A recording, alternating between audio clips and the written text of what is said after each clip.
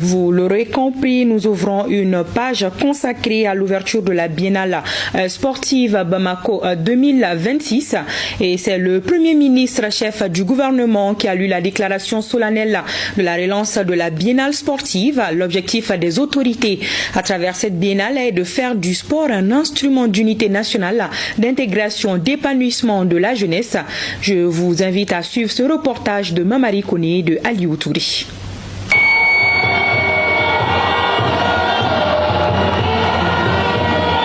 Loin d'être une simple compétition sportive, la Biennale sportive constitue une véritable célébration du vivre ensemble. Et c'est la salle des sports Salamatou Maïga qui abrite l'événement. En cette journée du 7 août 2026, le Mali écrit l'histoire et lance la renaissance de la Biennale. La relance officielle de la Biennale sportive marque bien plus qu'une reprise de compétition sportive. Elle symbolise la renaissance de notre engagement en faveur de la jeunesse, du vivre ensemble, de la cohésion sociale, de la paix, de la résilience et de l'unité nationale, autant de facteurs nécessaires au processus de refondation nationale et d'édification du Mali courant.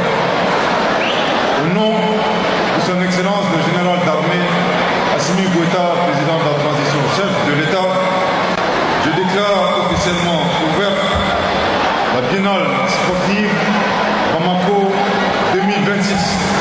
Vive la jeunesse malienne, vive le sport au service de la paix, de la cohésion nationale et de la confédération des États du Sahel.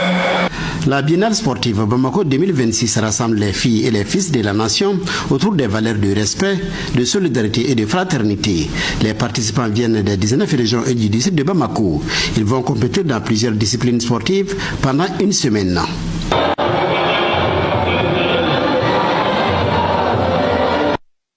Et nous reviendrons sur les temps forts de la cérémonie d'ouverture avec Aridjou Matina incessamment dans cette édition. Mais avant, pour la réussite de cette biennale sportive, les partenaires sont mobilisés aux côtés du gouvernement à travers des donations en espèces et en nature. Suivant ce reportage de Mohamed Naman Keïta.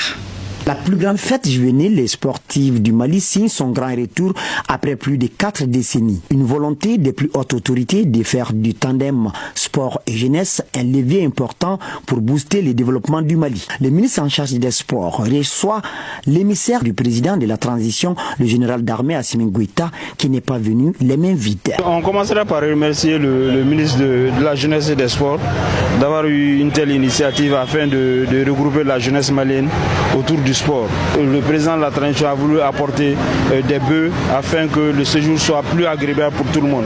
Espérant qu'on aura une bonne biennale et que la jeunesse malienne va sortir plus grandie de cette biennale. Un geste qui ne surprend guère les premiers responsables du département en charge des sports. Nous étions persuadés que ça allait arriver. Le président de la transition est vraiment toujours dans son rôle en tant que premier responsable de la jeunesse ici au Mali. C'est le ton au niveau des délégations pour leur dire que vraiment maintenant la cérémonie, non seulement elle commence, mais la compétition également commence. Aussi convaincu de l'importance de la reprise de la biennale sportive pour la jeunesse malienne, le Premier Mali a emboîté les pas au chef de l'État en offrant un chèque de 50 millions de francs CFA pour la bonne organisation de l'événement. À travers cette décision, le Premier Mali, au-delà de sa mission économique, entend réaffirmer son rôle d'entreprise citoyenne engagée au service du développement social. Cette contribution traduit la volonté du PMU Mali à apporter sa modeste mais sincère participation à la réussite de cet important événement national. Nous avons 1800 personnes qui sont ici, qui doivent compétir tous les jours, mais qui doivent également passer de merveilleux temps ensemble. Il s'agit ici, dans le cadre de la détection des talents, de montrer comme le souhaite le président de la transition, que chacun puisse s'épanouir au Mali sans forcément connaître un bras long. Mais juste parce que ce sont des jeunes, ils ont du talent et ils peuvent servir le pays, nous devons leur donner leur chance. Cette biennale va être ce cadre-là également. La biennale sportive 2026 peut donc démarrer ainsi avec la bénédiction et le soutien de tous pour le plus grand bonheur de la jeunesse malienne. Oui, la renaissance de la biennale sportive est l'une des recommandations des Assises nationales de la refondation. Ce rendez-vous est un héritage retrouvé, une promesse tenue envers la jeunesse malienne. Plus de 1800 athlètes vont rivaliser dans 5 disciplines pendant une dizaine de jours. Les temps forts de la cérémonie d'ouverture avec Ari Djoumatina. Elle était au premier plan de l'actualité sportive nationale depuis quelques jours et elle a enfin démarré. Il s'agit de la biennale sportive Bamako 2026. Durant plus d'une semaine, la jeunesse malienne dans son ensemble va se retrouver sportivement dans la fraternité et dans la communion. La tenue de cette biennale sportive représente également une opportunité importante pour renforcer les liens d'amitié entre les citoyens. La communauté du district de Bamako se réjouit particulièrement d'accueillir cet événement d'envergure au Palais des Sports de Amdalaï ACI 2000, espace symbolique de rassemblement et de rayonnement sportif. Initiateur de la relance de cette biennale sportive, dont la dernière édition remonte à 1988, le département en charge des sports entend redonner à la jeunesse malienne ce qui faisait sa fierté. Il y a 38 ans, depuis 1988, où la biennale sportive était couplée à la biennale artistique et culturelle, 38 ans se sont écoulés. 38 ans d'années d'attente, 38 ans de souvenirs et d'espérance. Aujourd'hui, cette attente prend fin, ce souvenir reprend vie. Aujourd'hui, cette espérance devient une réalité. La biennale sportive renaît. Non pas comme un simple événement sportif, elle revient comme un héritage retrouvé, comme une promesse tenue, comme un engagement envers notre jeunesse. Oui, une nation, ce sont des routes, des bâtiments ou des infrastructures. Une nation, c'est aussi des souvenirs communs, des émotions partagées, des rendez-vous qui rassemblent un peuple autour d'un même idéal. Cette biennale sportive est l'un de ces rendez-vous. Pendant plusieurs jours, plus de 1800 jeunes représentant les 19 régions administratives et le district de Bamako vivront ensemble. Déroulée dans une ambiance colorée, la cérémonie d'ouverture à laquelle ont défilé les différentes délégations, c'est-à-dire les 19 régions administratives du Mali, plus le district de Bamako, a été marquée par des prestations spectaculaires des fédérations sportives. Autre temps fort ayant marqué l'attention du public, c'est la chorégraphie.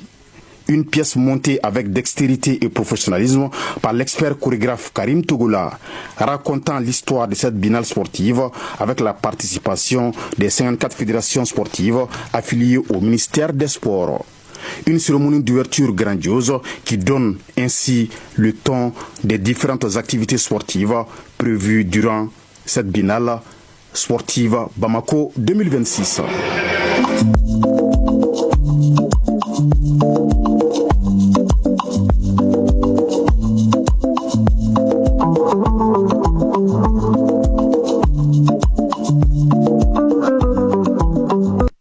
Et nous parlons toujours sport avec la CAN féminine Maroc 2026. Le Mali quitte la compétition après le match nul, un but partout contre le Ghana. Le récit de nos envoyés spéciales Assa Soumaré et Julie Traoré. Le rêve malien s'est brisé aux portes des quarts de finale. Les Sept Dames quittent la CAN féminine Maroc 2026 de la phase de groupe après leur match nul d'un but partout face au Ghana lors de la troisième et dernière journée du groupe D. Un résultat insuffisant pour les joueuses de Birama Konaté qui étaient condamnées à la victoire pour poursuivre l'aventure. La gestion mentale nous a posé des petits problèmes. On commence à avoir un bon groupe. Et quand vous regardez l'effectif du Mali, il y a pas mal qui sont à leur première CAN officielle, donc c'est une équipe jeune. Donc je pense qu'ils ont fait du mieux et on va essayer de travailler. Les échanges vont continuer. Bientôt les Jeux Olympiques aussi. Donc je pense qu'on a fait une bonne prestation dans l'ensemble. Pourtant, tout restait possible jusqu'aux ultimes instants de la première période. Juste avant la pause, Evelyne Badou a refroidi les espoirs maliens en offrant le score pour les Black Queens. Au retour des vestiaires, les Aigles Dames ont réagi avec caractère. Kadiatou Diabaté a remis les deux équipes à égalité à la 50e minute, relançant totalement le suspense. Malgré plusieurs offensives et une volonté manifeste d'arracher la victoire, les Maliennes n'ont jamais trouvé le but libérateur.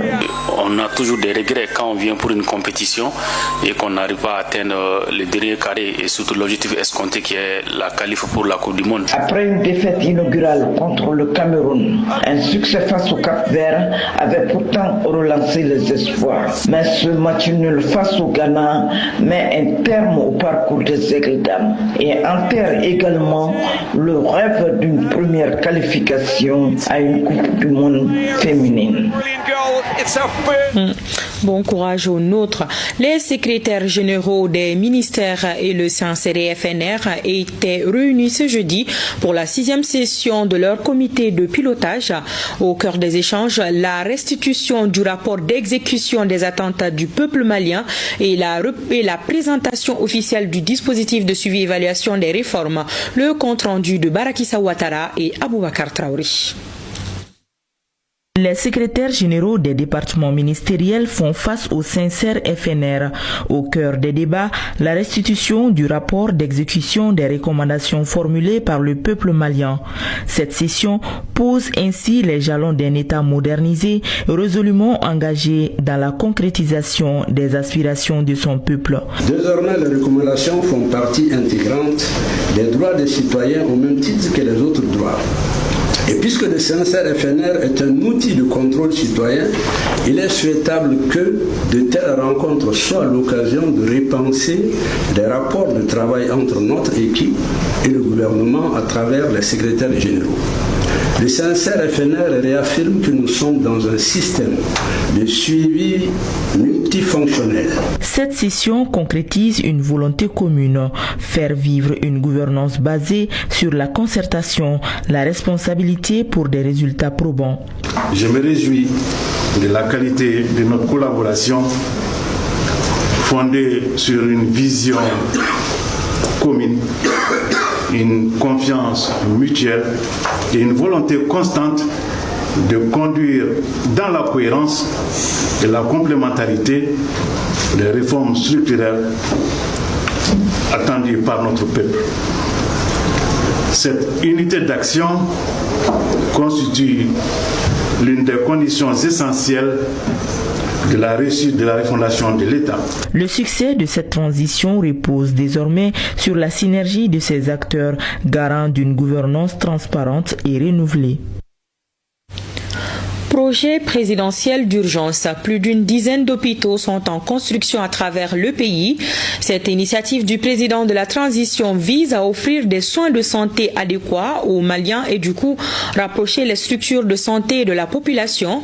Les ministres de la Santé et du Développement social et celui en charge de la justice ont visité hier 2 chantiers dans les communes 3 et 4 à Bamako. Constat, les travaux avancent normalement. La visite a été suivie par Moussa Kamara et Adama Traoré. Au CSREP de la commune 3 de Bamako, le médecin colonel-major Assaba Diallo Touré est venu constater l'avancement des travaux de transformation de la structure en hôpital de district. Nous avons été très impressionnés par les rythmes, la célérité et la qualité du travail qui est fait sur place.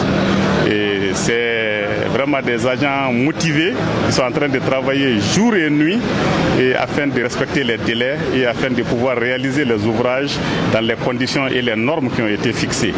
Cela est conforme à la vision du chef de l'État, son Excellence le général d'armée Assimi Goïta, et à son engagement pour les Maliens. Deuxième étape de la visite, le CCREP de la commune 6. Ici, la délégation ministérielle a vérifié l'état d'avancement des travaux et échangé avec les responsables du chantier. Nous sommes assez ravis parce que le travail se fait normalement. Les équipes sont là. Il y a 3 équipes qui se relaient, même pendant la nuit ils travaillent. Donc les délais sont bien respectés. On voit que tout se passe bien. Le personnel est sur place et très engagé malgré les intempéries. Le souhait du président de la transition, le général d'armée Assimi Goïta, c'est que tous les Maliens aient la santé au plus proche d'eux. Avec la transformation de ce CCRF en hôpital de district, dans chaque commune, il y aura des commodités pour qu'on puisse soigner les patients.